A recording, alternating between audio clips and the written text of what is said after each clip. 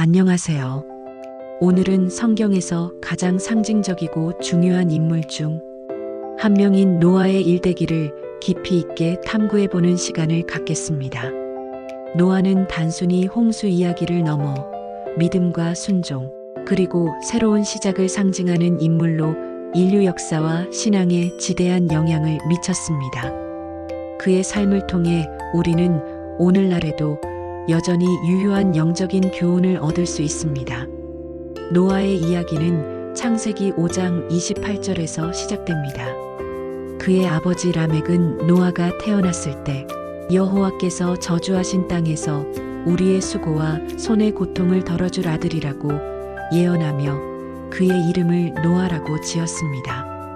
노아라는 이름은 위로 또는 안식을 의미하는데, 이는 그가 단순히 한 개인으로서의 삶을 넘어 인류에게 새로운 희망과 안식을 가져다 줄 인물임을 암시합니다.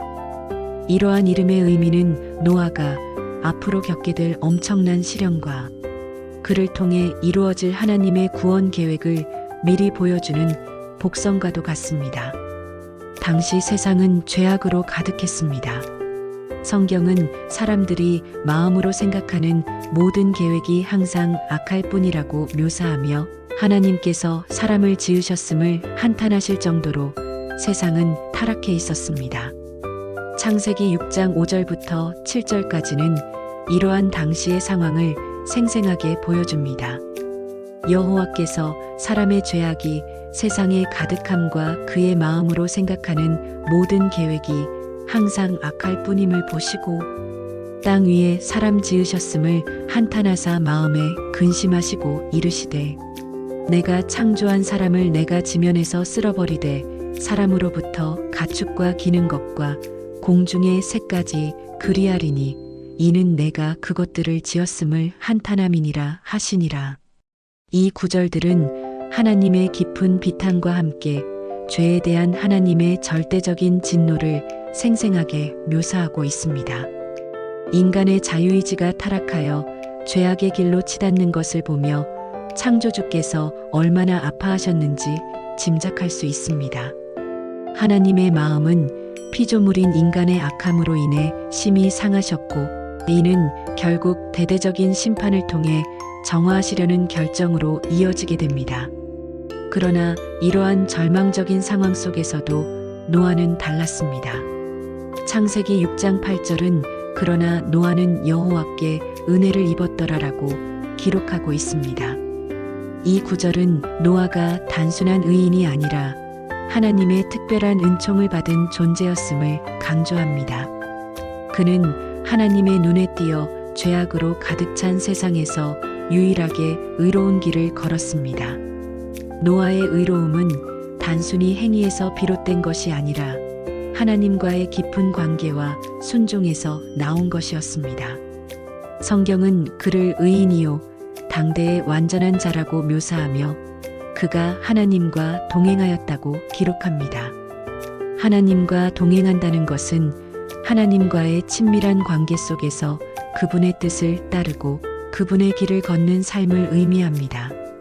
이는 에녹과 같은 다른 믿음의 조상들에게서도 볼 수 있는 중요한 특징입니다. 노아는 당시의 도덕적 타락과 영적 부패 속에서도 흔들리지 않고 하나님의 기준을 지켰습니다. 그의 의로움은 단순히 죄를 짓지 않는 소극적인 행위를 넘어 적극적으로 하나님의 뜻을 구하고 순종하는 삶의 태도를 포함했습니다. 이러한 노아의 삶은 주변 사람들에게는 이해할 수 없는 것이었을 것이며 어쩌면 조롱과 비난의 대상이 되었을 수도 있습니다. 하지만 노아는 세상의 가치관에 물들지 않고 오직 하나님만을 바라보며 살아갔습니다. 세상의 죄악이 극에 달했을 때 하나님께서는 홍수를 통해 세상을 심판하시기로 결정하셨습니다. 그러나 하나님께서는 사랑과 자비의 하나님이시기에 심판 속에서도 구원의 길을 예비하셨습니다. 그 구원의 도구가 바로 노아와 그의 가족, 그리고 방주였습니다. 하나님께서는 노아에게 방주를 지으라는 매우 구체적이고 상세한 명령을 내리셨습니다. 방주의 크기, 재료, 구조, 심지어 내부 칸막이에 이르기까지 모든 것을 지시하셨습니다. 이 명령은 당시의 기술 수준으로는 상상하기 어려울 정도로 거대하고 복잡한 건축 프로젝트였습니다. 방주의 길이는 300규빗, 너비는 50규빗, 높이는 30규빗으로 현대 단위로 환산하면 길이가 약 135m, 너비가 약 22.5m, 높이가 약 13.5m에 달하는 어마어마한 크기였습니다. 이는 당시의 가장 큰 배보다도 훨씬 큰 규모였습니다. 상상해 보십시오. 강이나 바다가 없는 내륙 지역에 이처럼 거대한 배를 짓는다는 것은 당시 사람들로서는 도저히 이해할 수 없는 기이한 행동으로 여겨졌을 것입니다. 더욱이 방주를 만드는 데 필요한 재료인 고페르 나무를 구하고 이를 가공하여 배를 건조하는 과정은 엄청난 노동력과 시간을 필요로 했습니다. 노아는 하나님의 말씀을 듣고 즉시 순종했습니다. 그는 방주를 지어야 하는 이유, 즉 홍수가 올 것이라는 하나님의 심판 메시지를 사람들에게 전했을 것입니다. 그러나 성경은 당시 사람들이 노아의 경고를 비웃고 믿지 않았음을 암시합니다. 사람들은 이전에도 홍수를 경험한 적이 없었기에 그의 말을 허황된 이야기로 치부했을 것입니다. 아마도 노아는 미친 사람 또는 망상가라는 비난을 들었을 것이며 그의 가족들조차도 처음에는 의아해했을지도 모릅니다. 세상의 비웃음과 회의적인 시선 속에서도 노아는 흔들리지 않았습니다. 그는 하나님의 말씀을 믿었고 그 말씀에 전적으로 순종했습니다. 이 순종은 노아의 믿음을 증명하는 가장 강력한 증거입니다. 히브리서 11장 7절은 믿음으로 노아는 아직 보이지 않는 일에 경고하심을 받아 경외함으로 방주를 준비하여 그 집을 구원하였으니 이로 말미암아 세상을 정죄하고 믿음을 따르는 의의 상속자가 되었느니라고 기록합니다. 이 말씀은 노아의 순종이 단순한 복종을 넘어선 경외함으로 인한 믿음이었음을 명확히 보여줍니다. 그는 눈앞의 현실보다는 하나님의 약속을 더 신뢰했습니다. 방주를 짓는 데는 오랜 시간이 걸렸습니다. 학자들은 약 70년에서 100년 정도의 기간이 소요되었을 것으로 추정합니다.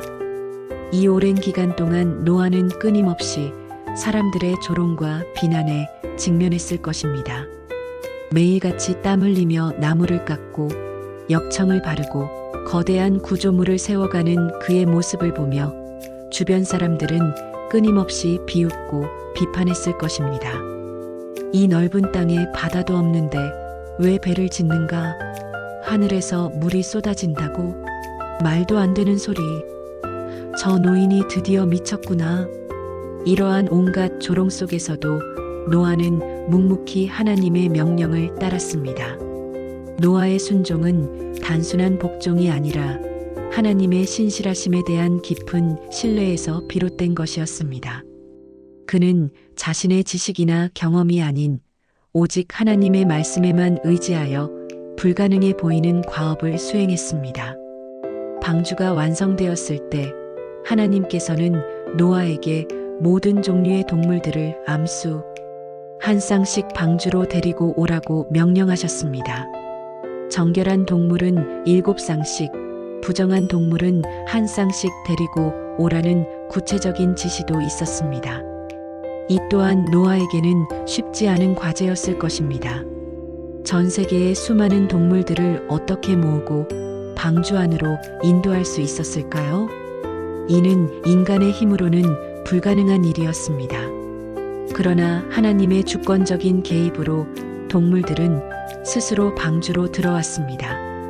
사자, 호랑이 같은 맹수부터 작은 새와 곤충에 이르기까지 모든 동물들이 하나님의 인도하심에 따라 질서정연하게 방주로 향하는 모습은 경이로운 장면이었을 것입니다.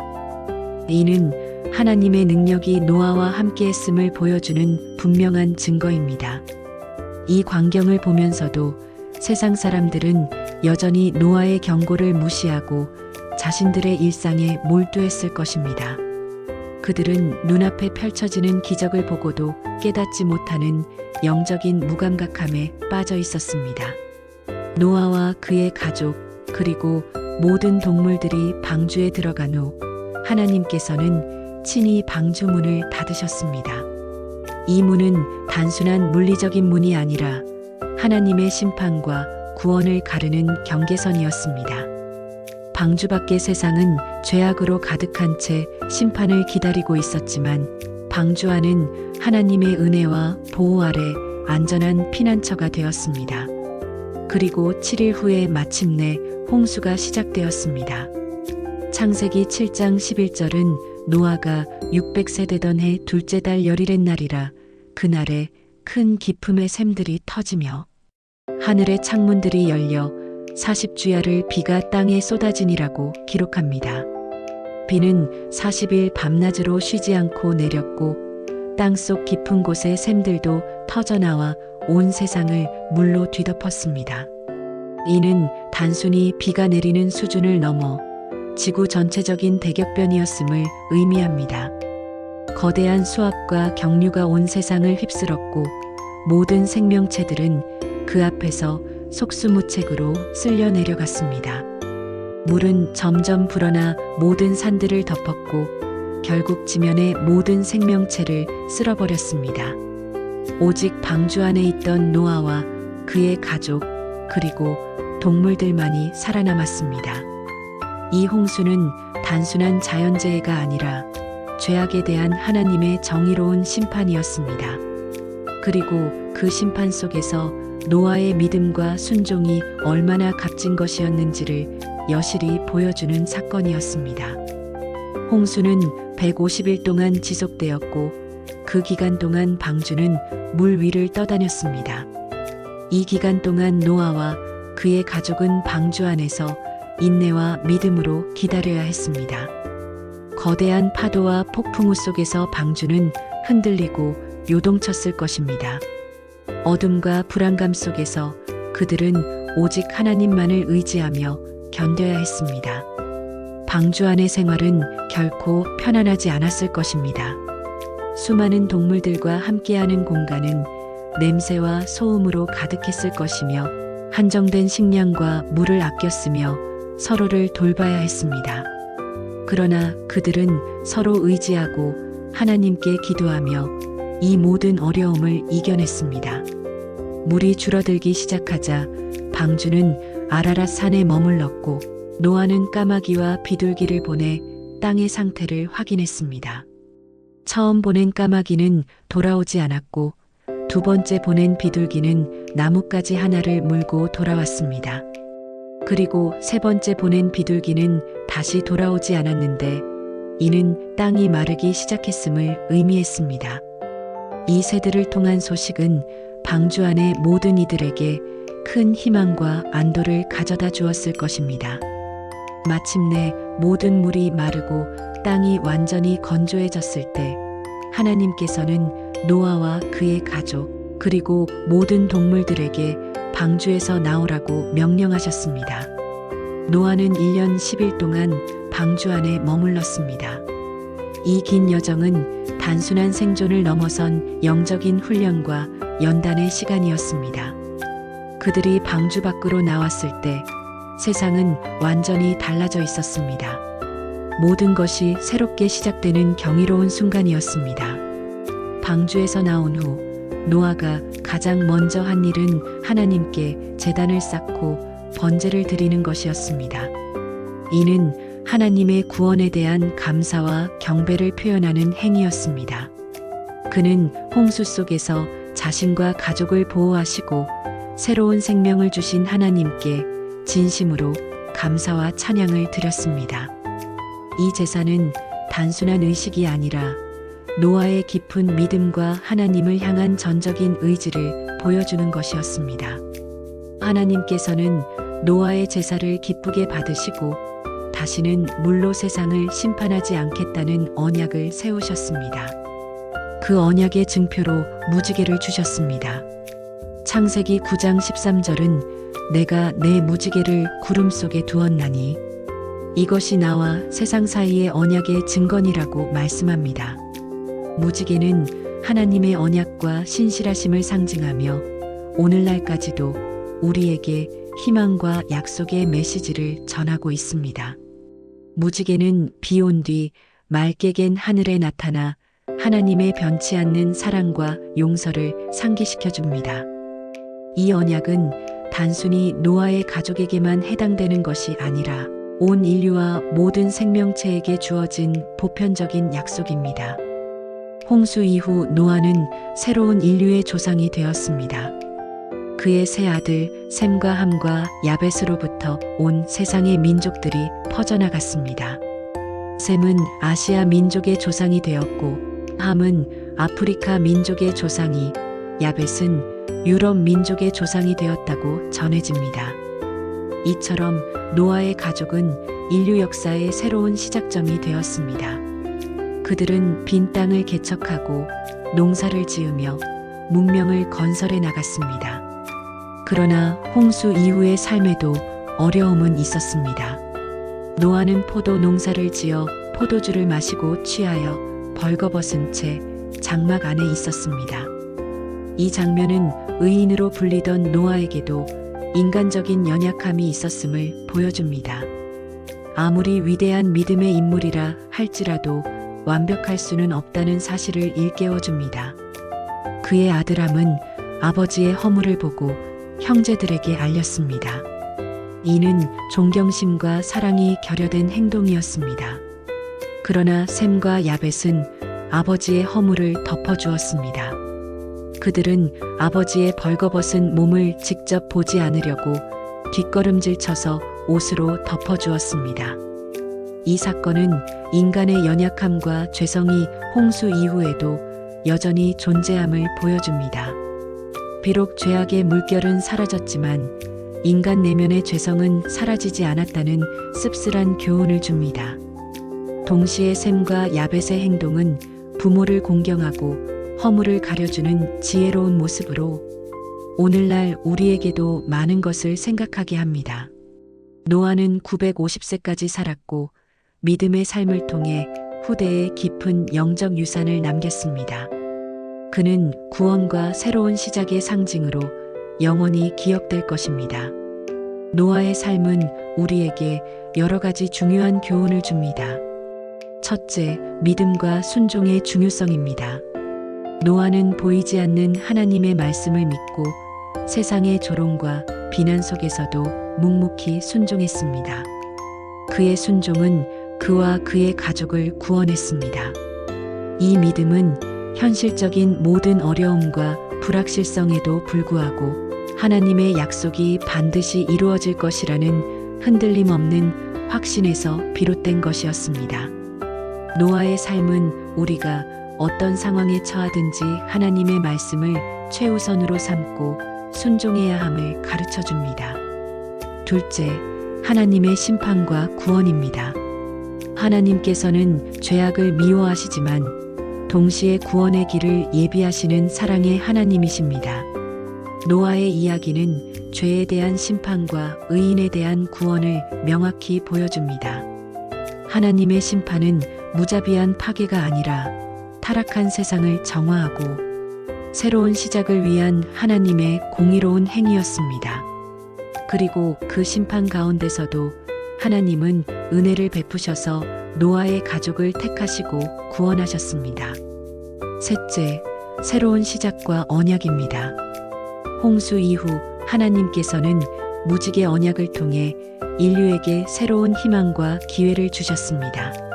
이는 하나님의 신실하심과 변치 않는 사랑을 상징합니다. 무지개는 단순히 아름다운 자연 현상이 아니라 하나님의 약속과 자비가 영원히 지속될 것임을 시각적으로 증명하는 표징입니다. 이 언약은 우리에게 하나님의 인자하심을 끊임없이 상기시켜 줍니다. 넷째, 인간의 연약함과 하나님의 은혜입니다. 노아의 포도주 사건은 의로운 사람이라 할지라도 연약함을 가질 수 있음을 보여줍니다. 그러나 하나님께서는 그러한 연약함 속에서도 인류에게 은혜를 베푸시고 새로운 시작을 허락하십니다. 인간은 죄악의 본성을 완전히 벗어날 수 없지만 하나님께서는 우리의 한계와 실수를 아시고도 사랑과 용서로 우리를 품으십니다. 노아의 일대기는 단순히 옛날 이야기가 아닙니다. 그의 삶은 오늘날에도 믿음과 순종의 본보기가 되며 하나님의 심판과 구원의 메시지를 강력하게 증거합니다. 우리는 노아의 삶을 통해 하나님의 말씀에 귀 기울이고 그분의 뜻에 순종하며 세상의 도전 속에서도 흔들리지 않는 믿음을 갖는 것이 얼마나 중요한지를 깨닫게 됩니다. 그의 이야기는 인류에게 영원히 기억될 위대한 믿음의 유산으로 남아 있습니다. 우리는 종종 노아의 방주 이야기를 단순히 어린아이들을 위한 동화처럼 여기기도 합니다. 하지만 그 안에는 인간의 본성, 하나님의 성품, 그리고 구원의 계획에 대한 심오한 진리가 담겨 있습니다.